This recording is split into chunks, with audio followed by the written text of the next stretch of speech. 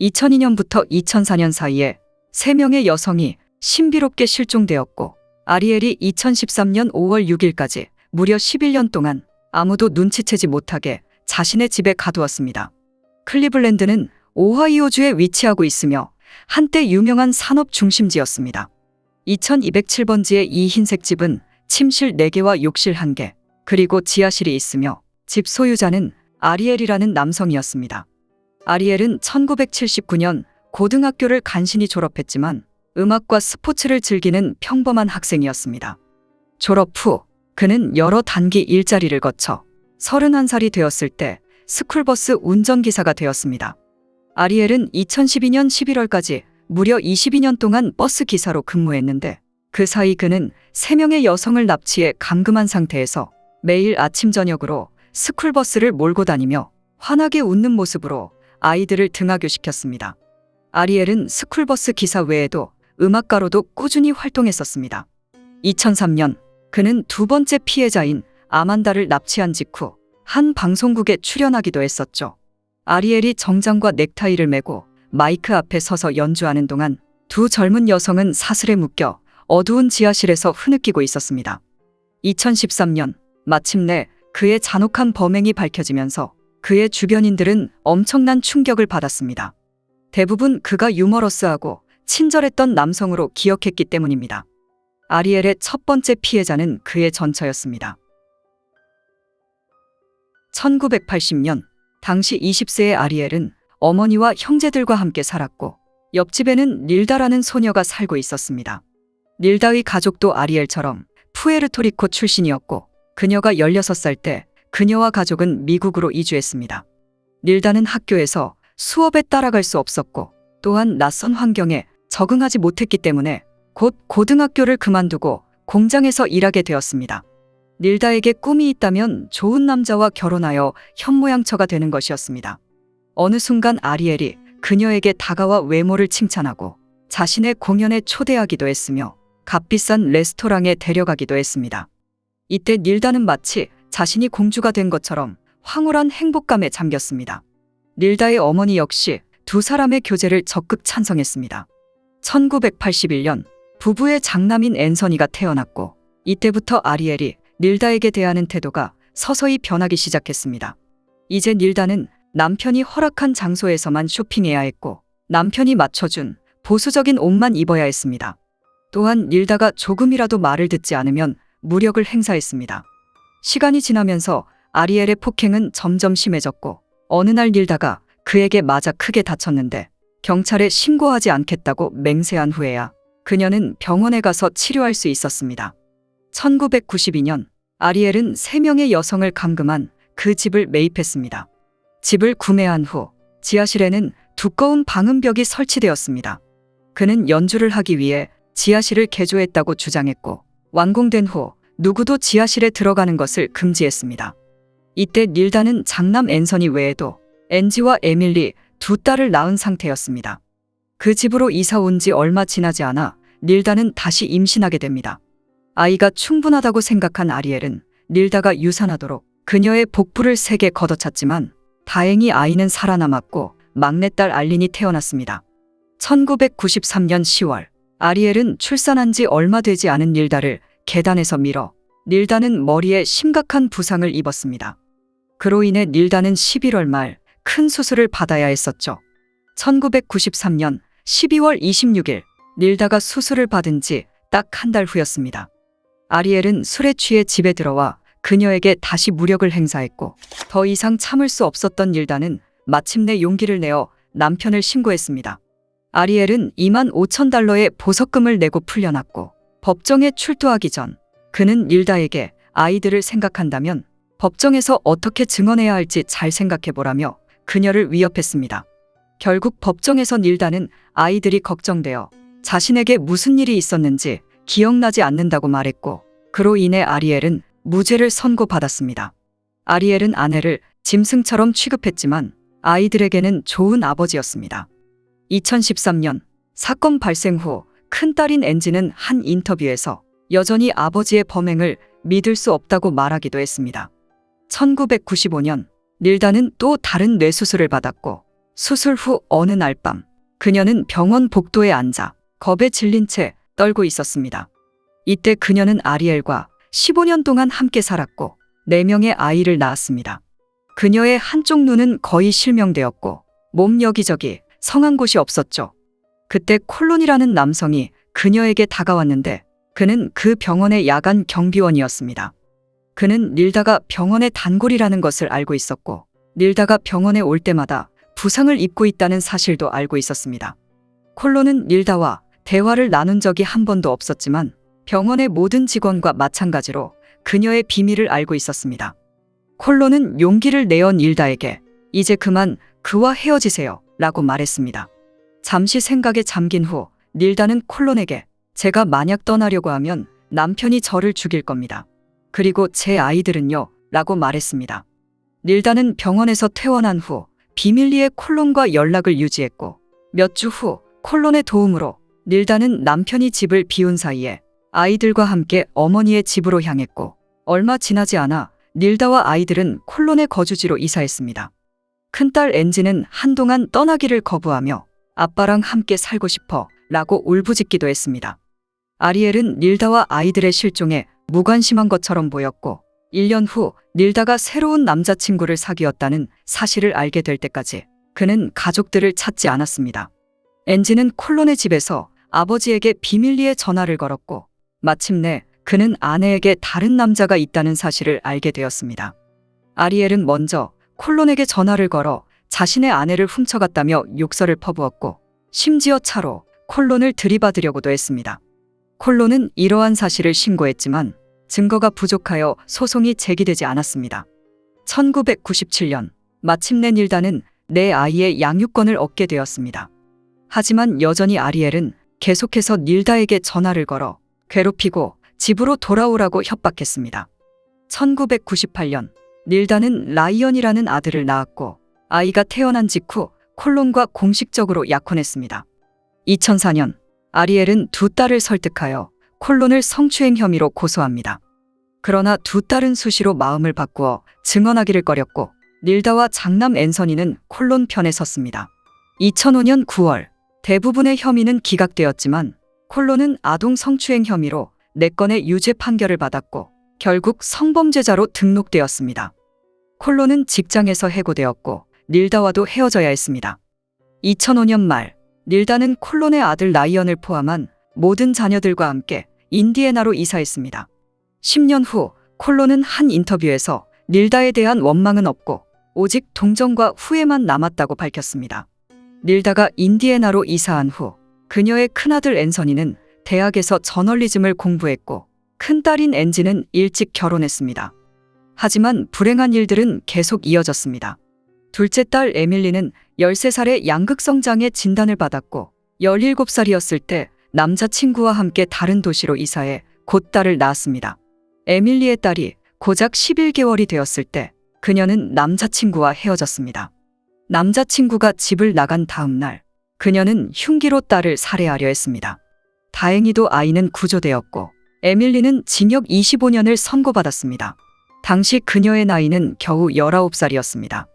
2012년 4월 29일 릴다는 인디애나에서 뇌종양 합병증으로 세상을 떠났습니다. 앞서 언급했듯이 릴다가 아이들을 데려간 후 아리엘은 가족을 찾지 않았습니다. 그 대신 그는 자신의 집을 개조하기 시작했습니다. 아리엘은 집안 곳곳에 경보기를 설치하고 사각지대에는 거울을 설치하기도 했습니다. 이 기간 동안 아리엘은 여성들을 납치해 성노예로 삼을 계획을 세우고 있었습니다. 그는 이상적인 타깃을 찾는 동안 릴다와 콜론을 계속해서 괴롭혔고 동시에 그는 릴리언이라는 여성과 교제를 시작했습니다. 그녀가 아리엘을 만났을 때 20살이었고 아리엘은 그녀보다 나이가 2배나 많았습니다. 릴리언과 아리엘은 2000년부터 2003년까지 사귀었고 그녀에게 아리엘은 거의 완벽한 신사였습니다. 2003년 10월 아리엘은 릴리언에게 이별 편지를 보냈고 그로 인해 릴리언은 오랫동안 우울증에 시달려야 했습니다. 사실 이때 아리엘은 2명의 여성을 납치해 지하실에 가두었고 가끔 밤을 보내기 위해 온 릴리언에게 걸릴 것이 두려웠기 때문에 이별을 선택한 것입니다. 릴리언 역시 아리엘의 범행에 대해 전혀 몰랐지만 지하실로 이어지는 문에 커다란 자물쇠가 채워져 있었다는 것을 기억하고 있었습니다. 1981년 4월 23일 생인 미셸은 실종 당시 21살이었습니다. 미셸은 가난과 방치폭력으로 가득 찬 가정에서 자랐습니다. 그녀는 어린 시절 큰 소리로 끊임없이 노래를 불렀는데 부모님의 욕설과 병이 깨지는 소리를 듣기 싫었기 때문입니다. 결국 15살이 되었을 때 그녀는 집을 뛰쳐나와 다리 밑에서 잠을 자기도 했고 식량을 얻기 위해 교회에 가기도 했습니다. 그럼에도 그녀는 집보다 이런 생활이 낫다고 느꼈습니다. 미셸은 고등학교 시절 임신하게 되었고 18살이었을 때 아들을 낳기 위해 중퇴해야 했습니다. 미셸은 아들을 키울 돈이 없어서 어쩔 수 없이 잠시 어머니 집에서 살아야 했습니다. 당시 그녀의 부모님은 이혼하셨고 그녀의 어머니는 새로운 남자친구와 함께 살고 있었죠. 어머니의 남자친구는 종종 술을 마셨고 한 번은 미셸 아기의 다리를 잡아당겨 아기의 다리가 골절되고 말았습니다. 이 사건으로 사회복지사가 개입하여 미셸이 아들을 키울 수 없다는 결론을 내렸고 그녀의 아들은 위탁 가정으로 보내졌습니다. 사회복지기관은 미셸에게 기회를 주었고 2002년 8월 22일 미셸은 아들을 키울 수 있는 능력을 평가받기 위해 사회복지사와 약속을 잡았습니다.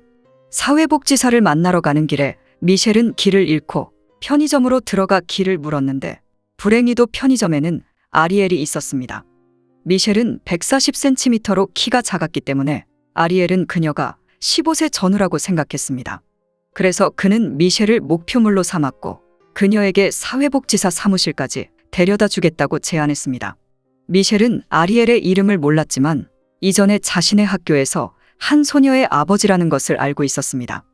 미셸은 아리엘에게 아저씨를 아는 것 같아요. 에밀리의 아버지 맞죠? 라고 물었고 아리엘은 따뜻하게 미소 지으며 세상 참 좁네 라고 말했습니다. 차로 가는 길에 아리엘은 미셸에게 갓 태어난 강아지들이 있는데 먹이를 줘야 한다며 집에 들러야 한다고 말했습니다.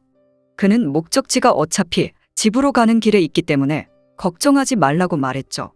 사실 사회복지사의 사무실은 반대 방향이었습니다.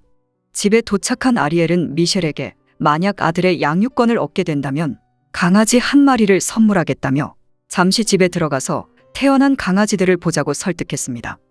그렇게 미셸은 실종되었고 그녀는 성인이기 때문에 경찰은 적극적으로 수사에 착수하지 않았습니다.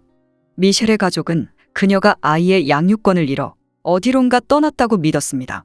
미셸은 무려 11년 동안 아리엘의 집에 갇혀 있었고 그녀를 찾는 사람은 아무도 없었습니다. 두 번째 피해자는 1986년 4월 22일 생인 아만다로 2003년 4월 21일 실종되었습니다. 납치당했을 당시 그녀는 16살이었고 생일을 불과 하루 앞두고 있었습니다. 그녀는 사랑받는 막내딸로 태어났고 부모님은 실종 얼마 전에 이혼했습니다. 4월 21일 아만다는 집에서 몇 블록 떨어진 버거킹에서 아르바이트하고 있었습니다. 그날 교대 근무가 끝난 후 불행히도 아만다는 버스를 놓쳤고 이때 아리엘이 그녀에게 다가와 집까지 태워다 주겠다고 제안했습니다. 아만다는 앤서니와 앤지를 알고 있었기 때문에 경계심을 늦추고 결국 수락하고 말았습니다. 그렇게 아만다도 그에게 납치되었고 아무도 신경 쓰지 않았던 미셸과 달리 아만다의 가족은 즉시 경찰에 실종 신고를 했습니다. 아만다의 실종은 대중에게 많은 관심을 받았고 경찰과 FBI는 이 사건을 해결하기 위해 상당한 인력을 투입했지만 결국 아무런 성과도 거두지 못했습니다. 아만다의 어머니는 경찰과 언론에 끊임없이 전화해서 뭐라도 해달라고 요청했지만 아만다가 실종된 후 세 번째 크리스마스에 결국 아만다의 어머니는 신부전으로 세상을 떠났습니다. 아리엘의 세 번째 피해자는 1990년생인 진아로 2004년 4월 2일 실종되었고 당시 14살이었습니다. 진아는 아리엘의 막내딸인 알린과 가장 친한 친구였습니다. 또한 아리엘은 진아의 가족과도 매우 가깝게 지냈습니다. 아리엘은 진아의 아버지와 중학교 동창이었고 아리엘의 밴드 리더가 진아의 삼촌이기도 했습니다. 4월 2일 오후 3시 진아는 알린과 함께 학교에서 집으로 걸어갔고 그들은 중간에서 헤어졌습니다. 잠시 후 진아 옆에 차 한 대가 멈춰섰고 진아는 차 안에 있는 남성이 알린의 아버지라는 것을 바로 알아보았습니다. 그렇게 진아마저 실종되었고 진아의 가족은 그녀를 찾기 위해 필사적으로 수색을 이어갔는데 그때 아리엘은 적어도 2번 수색에 참여하기도 했습니다. 또한 아리엘은 진아의 가족을 위로하기도 했었죠. 실종 장소가 인접해 있고 실종 시점도 비슷했기 때문에 경찰은 진아의 실종 사건을 아만다의 실종 사건과 연관시켰습니다. FBI는 용의자의 몽타주를 완성했고 그가 라틴계 남성이며 나이는 25세에서 35세, 키는 178cm 전후로 보았습니다. 그러나 당시 아리엘은 45살이었고 키는 170cm였습니다. 아리엘은 그들을 방음 지하실에 가두고 사슬로 묶었으며 헬멧을 씌우기도 했습니다. 아리엘은 지속해서 몹쓸 짓을 이어갔고 가장 싼 패스트푸드나 남은 음식만 먹였습니다. 세 사람은 아리엘이 준 낡은 옷을 입어야 했고 플라스틱 상자로 대소변을 해결해야 했습니다. 누군가 탈출을 시도했을 때 그에 따른 가혹한 처벌을 받았습니다. 그는 아만다와 진아의 가족들이 인쇄한 실종자 전단지를 그녀들이 볼 수 있게 탁자에 놓아두기도 했습니다. 그리고 그는 아무도 찾지 않는 미셸에게 반복적으로 조롱했습니다. 세 소녀 중 미셸이 가장 많이 고문을 당했고 그녀는 아리엘의 샌드백이 되어야 했습니다. 미셸이 아는 한 적어도 5번 임신과 유산을 반복했습니다. 아리엘은 아만다와 진아에게 미셸을 미워하도록 세뇌시키기도 했습니다. 세 사람의 고통은 헤아릴 수 없을 정도로 무거웠지만 의심할 여지 없이 미셸이 가장 큰 고통을 견뎌야 했습니다. 아리엘이 미셸을 미워하고 증오한 이유는 간단했습니다. 미셸은 그에게 겁을 먹지 않았고 그가 미셸을 길들일 수 없었기 때문입니다. 미셸은 구조된 순간까지 아리엘에게 욕설을 퍼붓고 말대꾸를 했으며 절대 순종하려 하지 않았습니다. 아만다와 진아는 살아남기 위해 아리엘에게 복종하기도 했지만 물론 이러한 선택이 절대 비난받아서는 안 될 것입니다. 아리엘의 자녀들은 가끔 아버지의 집을 방문했는데 그때마다 현관이나 부엌에서 대화를 나눠야 했습니다. 또한 방문객이 올 때마다 그의 집에는 시끄러운 음악이 흘러나왔습니다. 2006년 초 아만다는 임신하게 되었고 아리엘은 그 아이를 낳기로 결심했습니다.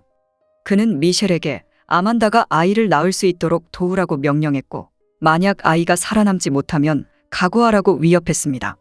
2006년 크리스마스에 아만다의 딸이 태어났고 아만다는 아이에게 조슬린이라는 이름을 지어주었습니다. 아만다는 그 지하실에서 딸을 키우기 시작했고 세 사람은 각자의 헌 옷을 직접 자르고 꿰매어 아이의 옷을 만들어 주었습니다. 아리엘의 유일한 친절함은 가끔 아만다의 사슬을 풀어주고 아이를 위해 낡은 장난감을 주는 것이었습니다. 2013년 5월 6일 아리엘은 형제를 만나기 위해 잠시 집을 비웠고 그때 아만다는 조슬린을 돌봐야 해서 잠시 족쇄가 풀려 있었습니다. 아만다는 용기를 내어 1층으로 올라왔습니다. 집의 현관문은 이중문이었고 바깥쪽 문은 잠겨 있었지만 안쪽 문은 닫혀 있지 않았기 때문에 아만다는 마침내 외부의 상황을 볼 수 있었습니다. 이때 아만다는 근처에 누군가가 있는 것을 보고 힘껏 문을 두드리며 도움을 요청했습니다. 아만다의 목소리를 듣고 한 청년이 달려왔지만 그는 문제에 휘말리고 싶지 않아 재빨리 자리를 떴습니다. 또 다른 이웃인 찰스는 맥도날드에서 막 돌아와 거실에서 점심을 먹고 있었는데 이때 아만다의 비명을 들었습니다. 찰스는 즉시 아만다의 소리를 따라 아리엘의 집에 도착했고 문을 열어주려 했지만 잠겨 있어 그녀가 나올 수 있을 만큼 문을 걷어차 공간을 만들었습니다. 아만다는 찰스에게 자신과 딸이 이 집에 구금되어 있었다며 지금 당장 911에 신고해달라고 말했습니다. 찰스는 휴대폰을 집에 놓고 왔기 때문에 일단 아만다와 조슬린을 자신의 집으로 데려갔습니다. 찰스는 아만다가 직접 전화를 걸기를 원하며 그녀에게 스마트폰을 주었지만 아만다는 10년 동안 갇혀 있어 스마트폰 사용 방법을 몰랐습니다. 결국 찰스가 대신 전화를 걸었고 아만다는 교환원에게 자신이 납치되고 감금된 사실을 모두 알려주었습니다. 경찰이 신속히 현장에 도착했고 아만다는 경찰관에게 2명이 더 갇혀 있다고 말했습니다. 마침내 미셸과 진아도 안전하게 구출될 수 있었습니다. 아만다의 할아버지는 그녀가 실종되기 직전 자신이 아끼던 차량을 주려고 했었죠. 10년 동안 할아버지는 아만다가 살아있을 것이라고 굳게 믿었고 여전히 그 차를 보유하고 있었습니다. 그날 아리엘과 그의 두 형제가 체포되었습니다. 처음에 경찰은 두 형제 역시 공범이라고 의심했지만 곧 그들은 혐의를 벗을 수 있었습니다. 피해자 3명 모두 병원으로 이송되었고 아만다와 지나의 가족들은 즉시 병원으로 달려갔지만 하지만 미셸 곁에는 아무도 없었습니다.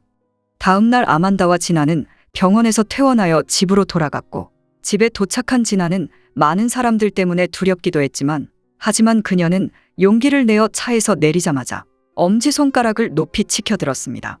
미셸은 4일 후에 병원에서 퇴원했는데 장기간의 구타로 인해 얼굴이 변형되고 한쪽 귀에 청력도 잃고 말았습니다.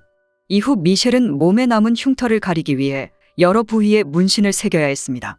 언론은 미셸의 가족에게 연락을 취했고 그녀의 어머니는 미셸을 매우 사랑했으며 자신과 미셸이 어린 시절 행복한 시간을 보냈다고 주장했습니다.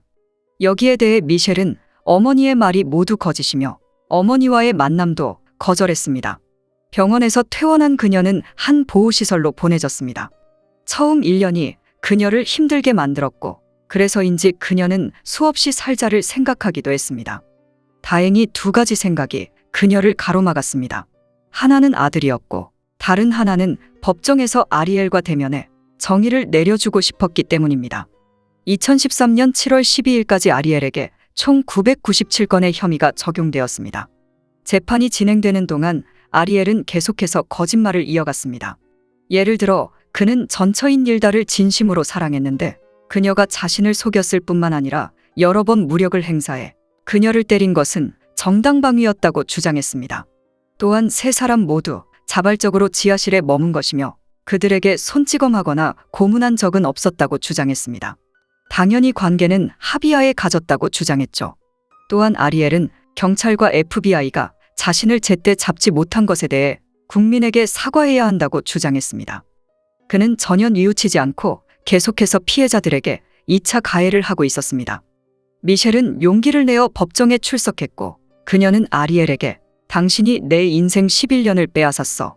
나는 11년 동안 지옥에 있었고 이제 당신의 지옥이 시작될 차례야. 나는 결코 당신을 용서하지 않을 거야. 7월 26일 아리엘은 가석방 가능성이 없는 징역 1000년을 선고받았습니다. 2013년 9월 3일 아리엘은 교도소에서 비겁한 선택으로 생을 마감하고 말았습니다. 언론이 미셸에게 아리엘의 살자에 대해 어떻게 생각하는지 묻자 그는 그냥 겁쟁이일 뿐이에요 라고 말했습니다. 그리고 아리엘의 악몽 같은 그 집은 정부에 의해 철거되었습니다. 구조된 지 2년 후인 2015년 5월 6일 미셸은 남은 인생의 반쪽을 만나 결혼식을 올렸습니다. 2017년 2월 6일 아만다는 실종자들의 소식을 알리는 진행자가 되었습니다. 또한 딸 조슬린을 양육하기 위해 최선을 다해 살아가고 있습니다. 2018년 진아는 실종된 아이들과 그들의 가족을 돕기 위해 클리블랜드 실종이라는 단체를 설립했습니다. 아리엘이 체포된 후 콜로는 성범죄 혐의를 벗기 위해 필사적으로 노력했지만 2015년 법원은 증거가 불충분하다는 이유로 항소를 기각했습니다. 3명의 여성을 구한 찰스는 하룻밤 사이에 국민 영웅이 되었습니다. 그가 인터뷰하는 영상이 밈으로 만들어지기도 했으며 일부 사람들은 그의 얼굴을 문신으로 새기기까지 했습니다. 하지만 찰스는 자신이 영웅이라고 생각하지 않았고 진짜 영웅은 오랜 시간 지하실에서 버텨온 미셸과 아만다, 지나라고 말했습니다. 2019년 4월 25일 아만다와 찰스는 재회했고 여전히 3사람은 다른 피해자들을 향해 목소리를 내고 있습니다.